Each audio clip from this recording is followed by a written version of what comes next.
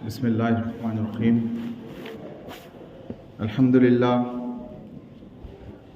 अल्हम्दुलिल्लाहि रब्बिल आलमीन वस्सलातु वस्सलामु अला रसूलिहिल अमीन व अला आलिहि व अस्हाबिहि अजमाइन, अम्मा बाद। अऊज़ु बिल्लाहि मिनश शैतानिर रजीम। बिस्मिल्लाहिर रहमानिर रहीम। या अय्युहल्लज़ीना आमनू कुतिबा अलैकुमुस्सियाम कमा कुतिबा अलल्लज़ीना मिन क़ब्लिकुम लअल्लकुम तत्तक़ून। वक़ाल अल्लाहु तआला क़द जाअकुम मिनल्लाहि नूरुन किताबुम मुबीन। सदक़ल्लाहुल अज़ीम। सुब्हानका ला इल्म लना इल्ला मा अल्लमतना इन्नका अलीमुल हकीम। रब्बि इश्रह ली सदरी व यस्सिर ली अमरी वहलुल उक़्दतम मिन लिसानी यफ़क़हू क़ौली। रब्बि यस्सिर व ला तुअस्सिर व तम्मिल खैर व बिका नस्तईनु या फ़त्ताह रब्बि ज़िदनी इल्मा, रब्बि ज़िदनी इल्मा, रब्बि ज़िदनी इल्मा। आमीन या रब्बल आलमीन।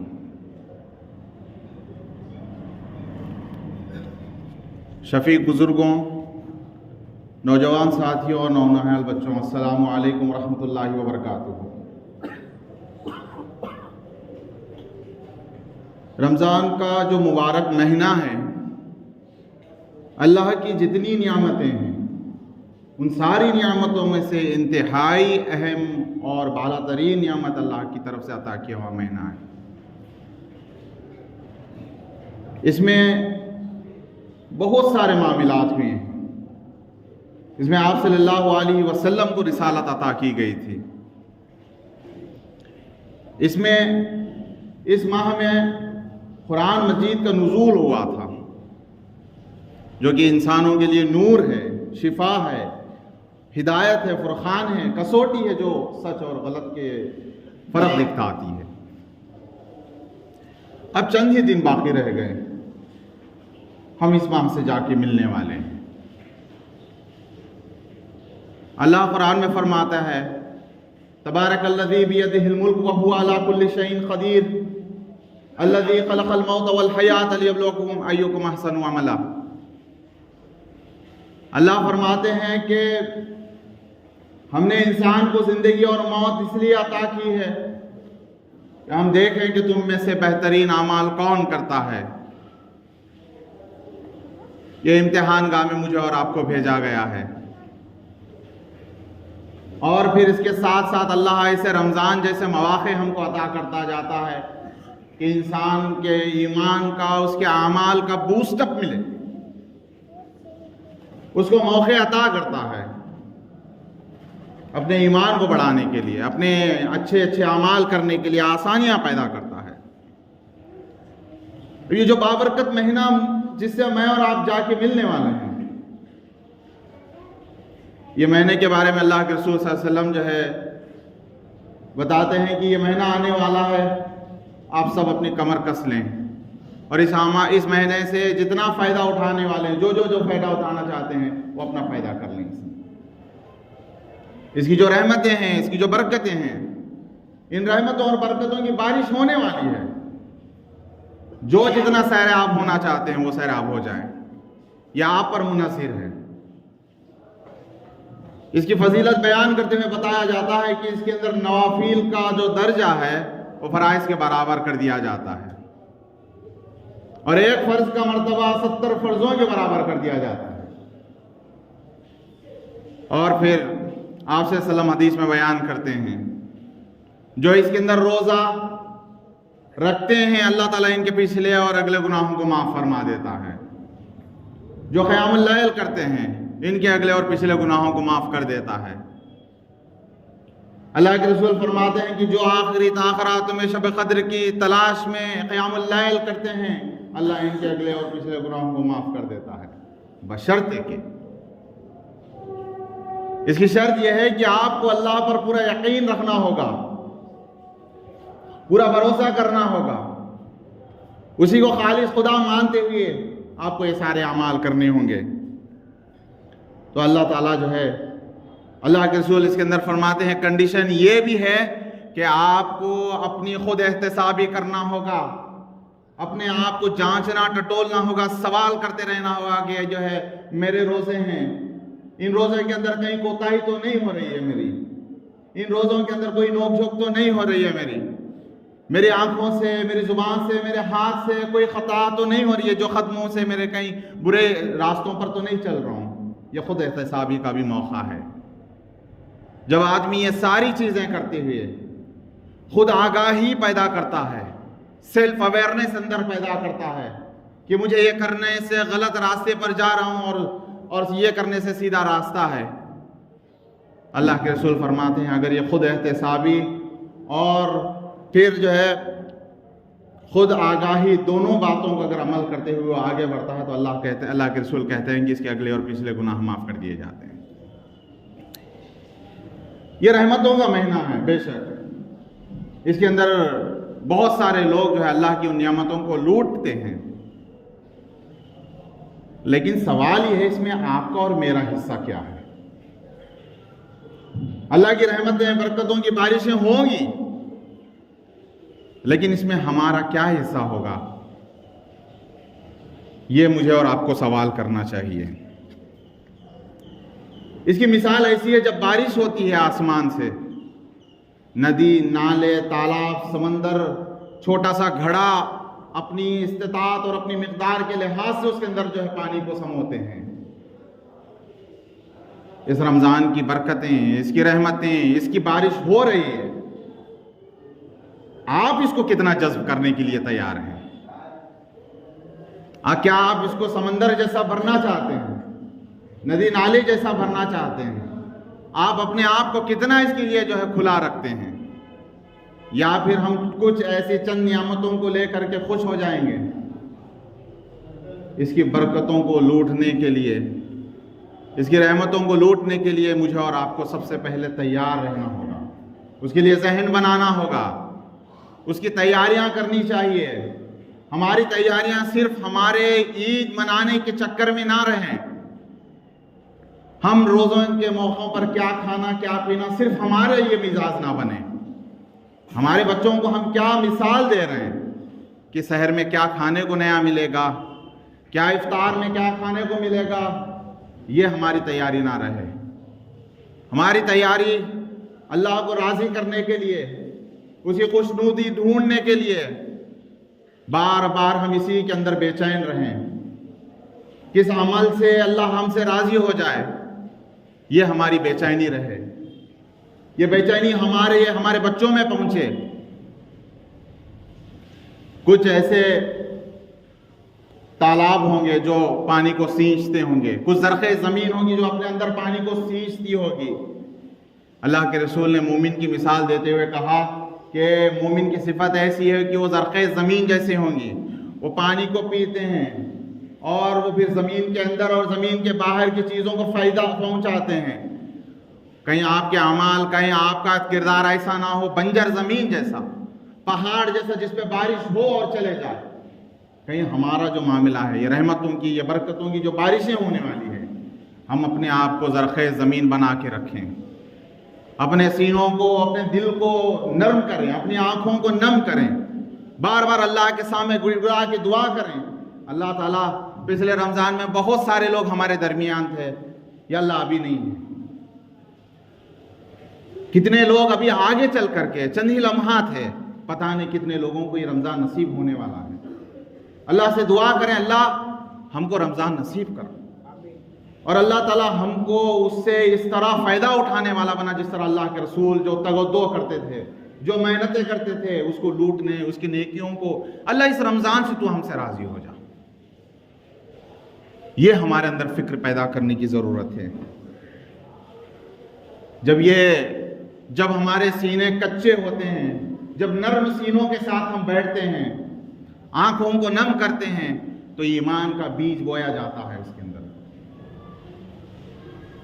बार बार अल्लाह के सामने इस्तग़फ़ार करते हुए, उसके कुरान को पढ़ते हुए, रोते हुए, गिड़गिड़ाते हुए, उसकी रज़ा को हम, अल्लाह हमारी कौन सी दुआ से तो हमसे खुश हो जाए, या अल्लाह हमारे रोज़े से तू खुश हो जाए, या अल्लाह हमारे सदका खैरात, या अल्लाह इन्फाक़ फ़ी सबीलिल्लाह देने से तू खुश हो जाए। बार बार दुआएं करते रहें। अल्लाह से दुआ करें, अल्लाह ताला तू हमारा हाथ पकड़ के हमको चला, या अल्लाह इस रमज़ान से तू हमको राज़ी हो जा। ये सीनों पर जब हमारे ये सीने नरम हो जाते हैं, ये आंखें नम होती हैं, दिल हमारा तड़पने लगता है, इसके अंदर जब ईमान की बीज बोया जाता है, वो बीज जाकर के एक पौधा, फिर पौधा दरख्त, और फिर वो फलदार फूलदार दरख्त बन जाता है। जब यह मेहनत हम अपने आप को वो किसान की जैसी फील करें, हम अपने आप को वो किसान की जैसी मेहनत करें जो बड़ी मेहनतों के साथ जोतता है, जमीन को फोड़ता है और उसके अंदर बीज डाल करके उसकी रखवाली करता है, फिर जब वो फलदार दरख्त होते हैं तो काट के उससे जो है फायदे उठाता है। हम ये रमज़ान में जो मेहनतें करेंगे, जो इस्तग़फ़ार करेंगे, कुरान की तिलावत करेंगे, बार बार अल्लाह को मनाने की कोशिश करेंगे, फिर इसकी जज़ा हमको कल क़यामत के दिन इसके फल फूल काटने का मौका मिलेगा। इसका फ़ायदा हमको कल क़यामत के दिन मिलने वाला है। क्या हम ऐसे इंसान बनने? दूसरी बात ऐसी है कि हम फिर ऐसी सिफत हमारे अंदर ना हो जाए, हमारे सीने के अंदर जो दिल है वो पत्थर जैसा ना बन जाए, हम अल्लाह के हुजूर रोते हैं तो आंसू ना निकले। अगर ऐसे दिलों को, ऐसे सीनों को अगर लेके हम बैठें, बारिशें होंगी, जो जो फ़ायदा उठाना है रहमतों और बरकतों से अल्लाह की ज़मीन पे, उसके उठा लेंगे अल्लाह के बंदे। अगर हमारे दिल पत्थर जैसे बन गए, अल्लाह की कुरान के बारे में एक मिसाल आती है, कुरान में फरमाया जाता है कि इसकी मिसाल ऐसी है कि बारिश की मिसाल दी गई है, रहमत की। अल्लाह ताला रहमत कहा है इसको, आसमान से गिरने वाले पानी को रहमत कहा, कुरान के नुज़ूल को, उसकी वही को रहमत कहा गया। जब ये रहमत ज़मीन पे उतरती है तो जो बंजर ज़मीन, जो ज़मीन फटी हुई ज़मीन के अंदर ज़िंदगी बख्शी जाती है, और फिर उसी तरह जो वही अल्लाह की उतरती है ज़मीन पे तो ये मुर्दा दिलों के अंदर ज़िंदगी बख्शी जाती है। लेकिन हमारे वो दिल खुले रहें उसकी बात सुनने के लिए। कुरान सूरह अराफ में कहा गया, जब कुरान तुम्हारे सामने पढ़ी जाए तो उसे गौर और तदब्बुर के साथ सुनो। सबसे पहला हुक्म है, कुरान को गौर से सुनने का हुक्म कहा गया, खामोशी के साथ सुनो, शायद कि अल्लाह की रहमत तुम पर नाजिल हो। कुरान अरबी मतन में सुनने से अल्लाह की तो नियामतें हमको हासिल होती है, उसकी नेकियां तो मिलती है, लेकिन हमारे समझ में कुछ नहीं आता, उसको समझने की ज़रूरत है। तो ये अल्लाह ताला जो कुरान को नाजिल करता है तो हमारे सीनों को खोलने की ज़रूरत है, दिल की आंखों से पढ़ने की ज़रूरत है, तो दुनिया ज़िंदगी तब्दील होती है।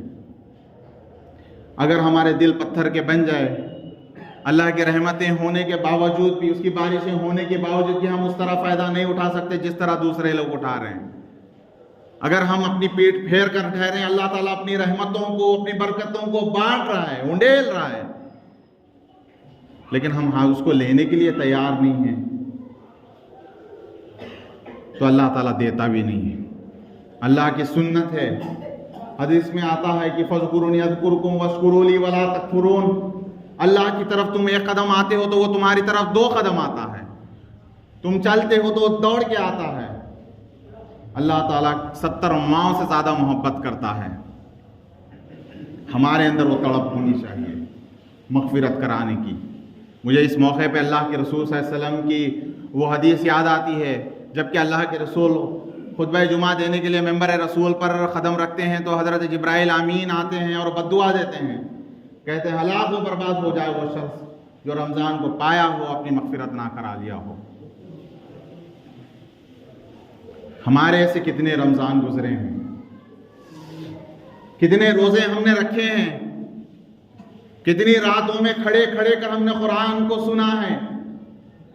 अल्लाह के रसूल की एक और हदीस है, आप सल्लल्लाहु फरमाते हैं कि कुछ ऐसे रोज़दार होंगे जिनको सिर्फ भूख और प्यास के सिवा कुछ नहीं मिलने वाला है।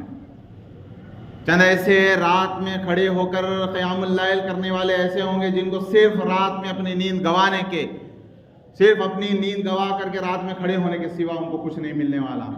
उनके रोज़े मुअल्लक़ रह जाएंगे, अल्लाह उनकी रोज़ों को, उनकी नमाजों को, उनकी इबादत को कबूल नहीं करने वाला है। मुझे और आपको अपने आप से सवाल करने की ज़रूरत है, हमारी नमाजों के अंदर वो कशिश बाकी है, हमारे रोज़ों के अंदर वो तड़प बाकी है। क्या हम अल्लाह के हुजूर झुककर उसको मनाने की कोशिश करते हैं? ये मुझे और आपको आज सवाल करने की ज़रूरत है। हम उस गाफिल किसान जैसी हमारी सिफत ना हो जो कि बारिश आने से पहले उसकी तैयारी ना करे, वो आराम से जो है तकिया लगाकर सोया हुआ हो, अल्लाह के रहमतें बरकतें उसके रोज़ों की नेकियों को लूटने से वो महरूम हो गया हो। इससे बड़ी बदनसीबी क्या हो सकती, जबकि अल्लाह ताला ने जो है उसकी रहमतों को बांटने का, उसकी बरकतों को बांटने का, ज़ारो ख़तार लोगों को लूटने का मौका दिया। उस वक्त में हम गाफिल रह गए हों, हमारी झोली खाली पड़ी हुई हो। जब अल्लाह ताला जन्नत के दरवाजे खोल दिया हो, वो अपने दिल खोल करके लोगों को माफ़ कर रहा हो, ऐसे मौक़ों पे अगर हम गफलत बरतते हैं तो इससे बड़ी बदनसीबी क्या हो सकती है।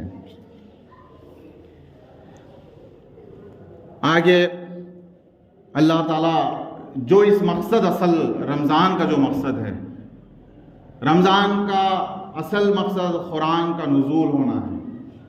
रमज़ान कुरान का महीना है, इसमें कुरान नाजिल किया गया है और कुरान का मरकज़ी मौजू और उसका उन्वान इंसान है। इंसान के लिए भेजी गई है, ये इंसान के ऊपर भेजी गई है। ये इंसान अपने आमाल को दुरुस्त करे, अपनी ज़िंदगी भटके हुए लोगों को राह रास्त पे लाने के लिए भेजी गई किताब है।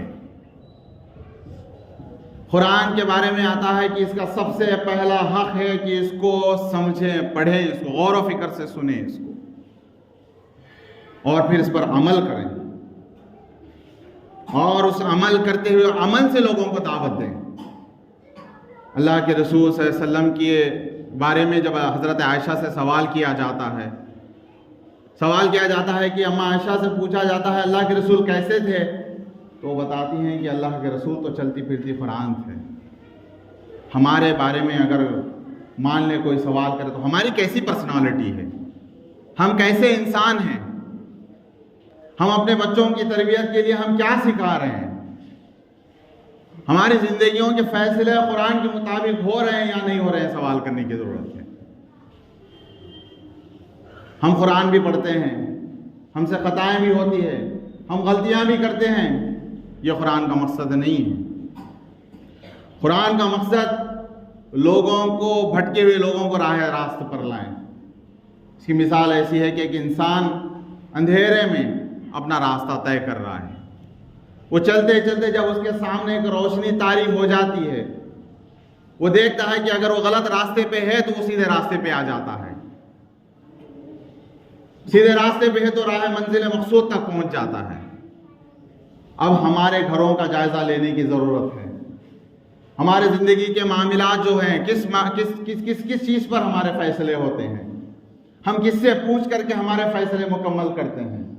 जबकि कुरान में अल्लाह ताला जब बंदे मोमिन दुआ करता है सिरातल मुस्तकीम, या अल्लाह हमको इहदिना सिरातल मुस्तकीम पर चला, अल्लाह इस पर चलने की तौफीक अता कर, तो अल्लाह ताला जवाब में कहता है ज़ालिकल किताबु ला रैब फीहि हुदल लिल मुत्तकीन, ये ले वो रास्ता है जो तू दुआ कर रहा था, ये सीधा रास्ता है।